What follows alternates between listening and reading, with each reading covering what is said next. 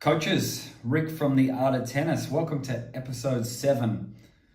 Today, we're going to switch a little bit across to the business side of things as a tennis coach. There are a lot of different pathways that coaches can take in their career. I think the first important step is to understand that there is a career in tennis coaching.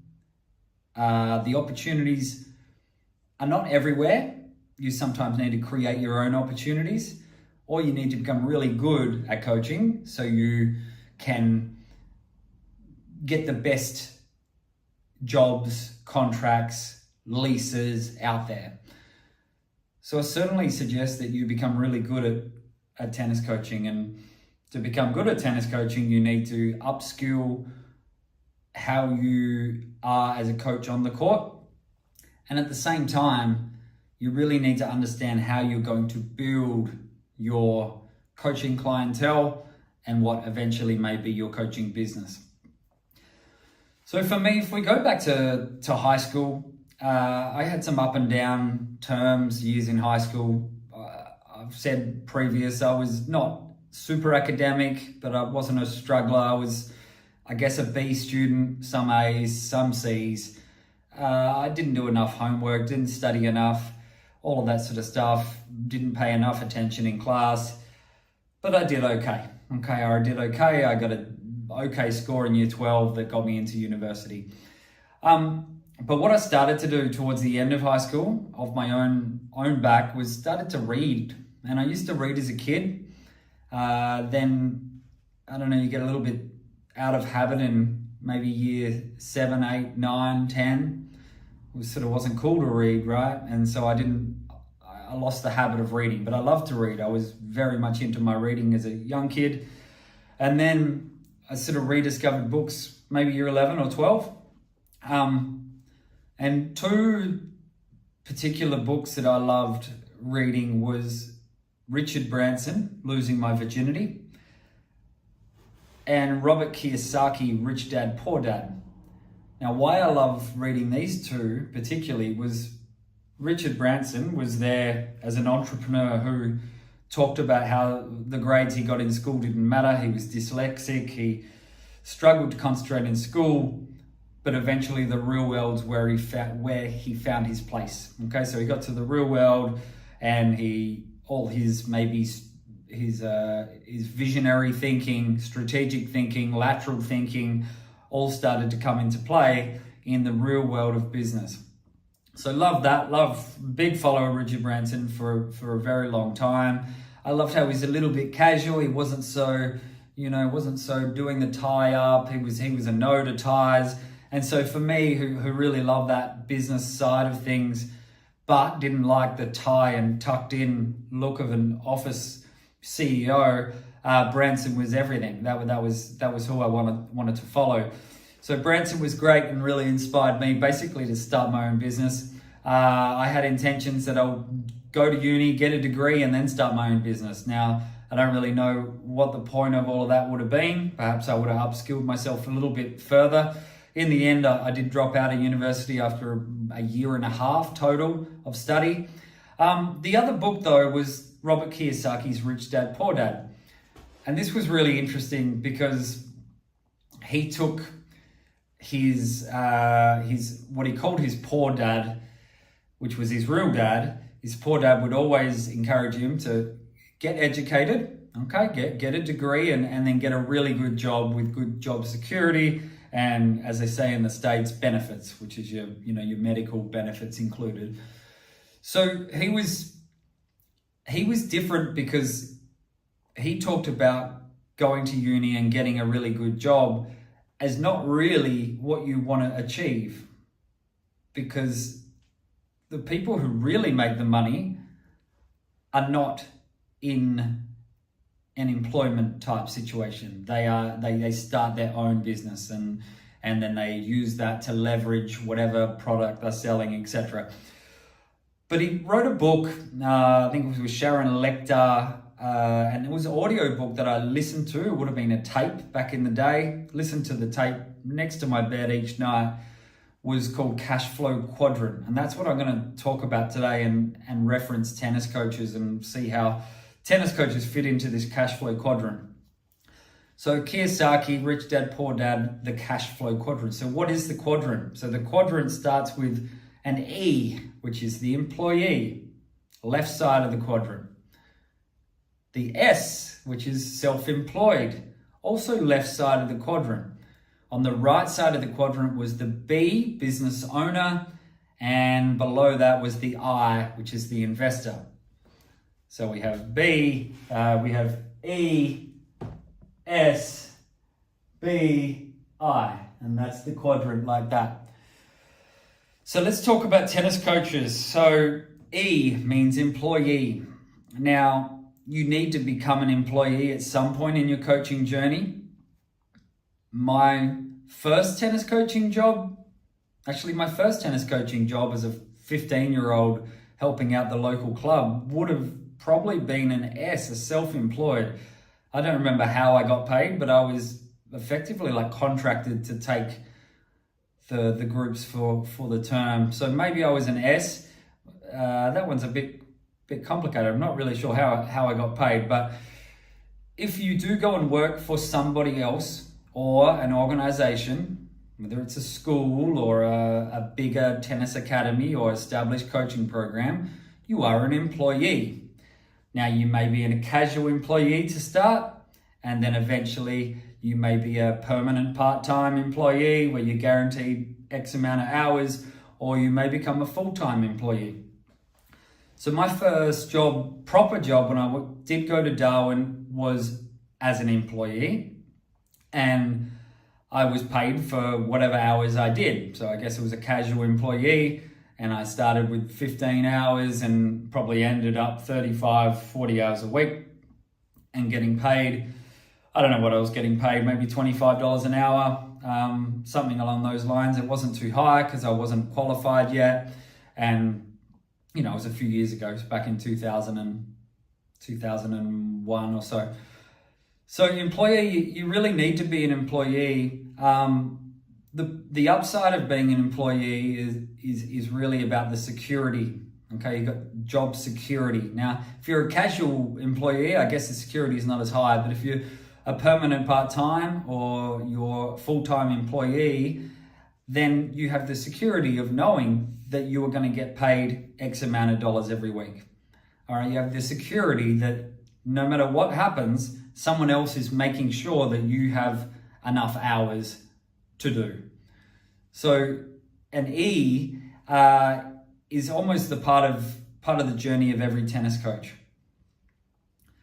Can you earn the most amount of money as an employee? No. You can earn more money going to the other side of the quadrant as a business owner, where you can leverage your products, leverage other people, and create systems that build your business. So you're never going to make as much as a successful employee versus a successful business owner. But, and this is coming from someone who's only ever really known running my own business for at least 23 or 21 years of running my own business, you don't have the same stress levels. You don't have to go to bed at night thinking through things or waking up early mornings and looking something up because you need to understand how it works. And there's a lot less stress being an employee. You know what your hours are, you get them done, and you're good to go. So as a tennis coach, an employee, when will it be right? It's definitely right if it's your first job. Okay, you need to learn from others and get some experience. It can also be right if you become a really successful coach, then teaming up with a business owner who you resonate with, who you vibe with, call it what you like, then that may be a really good deal. You will be paid a lot more as an employee if you're a more of a high profile coach, but that might be right for you. It might be right to just work, and maybe you're getting $40, $45, $50 an hour, and maybe maybe you're full time, so you're guaranteed 30 something hours a week. So you're making a decent salary, and that may be worth it for you if you don't really like the concept of business ownership, because it's not all that. It can be wonderful. I love it. I'd never do it any other way, but it's not for everybody. okay? Because you actually have to be a little bit okay at lots of things. You have to understand how everything works, from the money flow to the marketing to the systems to human resources, dealing with staff, and there's many more areas. So I think it can be right to stay an employee if you are getting looked after. Okay, if that business owner is paying you well enough to be an employee, then it may be a long-term solution for you or proposition for you. So a lot of people as coaches, they might start as employees and they take the next step on what Kiyosaki in the Cashflow Quadrant calls self-employed. Now, self-employed, he refers to self-employed like doctors and maybe physiotherapists and all these professions where they can start their own practice, okay? And they are still getting paid for what they do, but they're taking all the money in, okay? Where an employee is getting a cut of what comes in. All right, so maybe a coaching lesson is $90 an hour, $80 an hour. The employee, at most, 50%, half of that is quite attractive. So if you're $80 an hour and you're getting 40 to 50, which is half to over half, then that's a pretty good rate. You're getting well looked after. Where if you're the business owner, you're getting that 80, but then out of the 80, you're paying taxes, but you're also paying for what might be the cost of running the business. That might be that can include the cost of the balls, the courts, the cost of any other lights, electricity. So the business owner is taking the 80, but then they're paying out. The employee is just getting their cut like that. Now, I was told by an accountant once, I'm not sure whether it's still accurate, but that a lot of times it should be in thirds. So your employee should earn a third of the billable rate. A third should be for expenses of the business, and then a third should be profit for the business. For coaches, that works out for new coaches. All right, younger coaches would be about a third. All right, maybe they're earning $70 an hour. They're getting paid, $20, $25 an hour. Then there's some expenses there for lease and balls and lights, etc. Phone and computer, and also all business expenses that come. And then there's maybe a third of profit for the business. So that works there. But for your higher profile employees, the thirds rule is not going to work. All right, it's going to be more like, okay, they're getting advertised out or billed out at $90 an hour, and they're probably earning 50, 45 to 50. So more like 50% to 60% of that hourly rate is going to them. Now, the reason for that is you want them. They're really, they're important for you, because if they're that high profile and that experienced, then they're going to not cause you problems, and they're going to help build your business. So that's kind of a win-win for the employee and the business owner, if that is the right deal. So the self-employed, a lot of people in coaching, they'll go, all right, well, I'm going to go find some public courts and I'm going to go start lessons. Now, the problem is that sometimes the public courts don't attract people to come play. All right, if you're at a club or an established program coaching, they're coming. People are coming. They're either walking past, they're finding it on the internet. And so there's a whole stream of customers that are coming already, where if you go self-employed at maybe a more random location, you may have trouble building the hours up. But if you do, then you can charge what you like, and then you pay out your expenses. So the self-employed, Kiyosaki talks a lot about the self-employed, a bit more control freaks. They want to do everything themselves because they know they do a good job, and they know if they want to earn more money, then they've got to do more hours. All right, so they're still getting paid for their time, but they're getting paid a little bit more for their time than an employee would. So if you're a self-employed at a popular location, then that might work. Okay, you find a good club where you get the opportunity, maybe you have to hire the courts or there's some sort of lease, and you're self-employed, and that can be great, right? You can maybe you got to pay $15 an hour out of every hour in expenses to the court and court hire, a few dollars for balls. You're going to do pretty well out of that. So self-employed can be great, but it's not that different than being employed. And so if you're a coach and you're not sure if you want to build a business, a proper business with lots of staff and leveraging other people and creating systems, then you've got to consider whether you're actually better being 2 IC or 3 IC at a big academy or coaching program at a nice rate per hour with the job security that comes with that, or are you better going to self-employed where you're in charge of building up your business, you're earning more money per hour, but you're it, and you can call yourself Smash Tennis Academy, and maybe it's just you, maybe it's a Johnny Smash Tennis Academy, you're Johnny, and everyone starts coming for lessons, and you can do pretty well out of that as a self-employed, or a sole trader is another word that people use. Kiyosaki uses the S as self-employed. So we go across now. If you're a bit more business-minded and you're interested in expanding, then you go to the B. And so the business is, this is where you've got your Johnny Smash Academy, but there's no intention of just being Johnny. All right. So the first step, if you do cross to being a business, not self-employed, is get rid of Johnny, because otherwise people are going to expect, well, where's Johnny? And so you might just be called the Coastal Smash Academy, okay, or something like that. I'm just making this up. But you get yourself as the Coastal Smash Academy, so people are perceiving that every coach who works for there is going to be good. All right, maybe the head coach is still you, Johnny, but you've got other coaches who can also take different lessons.